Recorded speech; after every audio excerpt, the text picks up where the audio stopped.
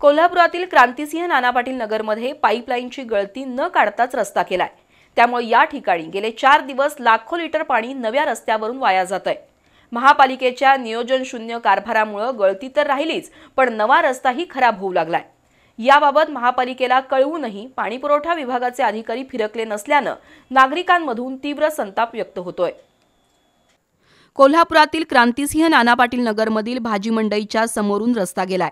हा रस्ता खराब झाल्याने त्याचं डांबरीकरण करण्यात आलं, मात्र रस्त्याखाली लागलेली जलवाहिनीची गळती न काढताच रस्ता डांबरीकरण करण्यात आलं। महापालिकेच्या नियोजन शून्य कारभारामुळे गळती तशीच राहिली आहे। त्यामुळे नव्या रस्त्यावरून लाखो लिटर शुद्ध पाणी वाहतंय।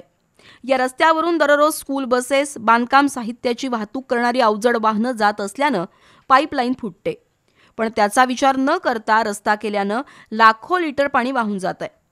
परिणामी या परिसरातील नागरिकांना अपुऱ्या दाबानं पाणी पुरवठा होतोय। गळती आणि नवीन रस्त्याबाबत महापालिकेला कळवूनही एकही अधिकारी या ठिकाणी फिरकला नसल्यानं नागरिकांमधून तीव्र संताप व्यक्त होतोय।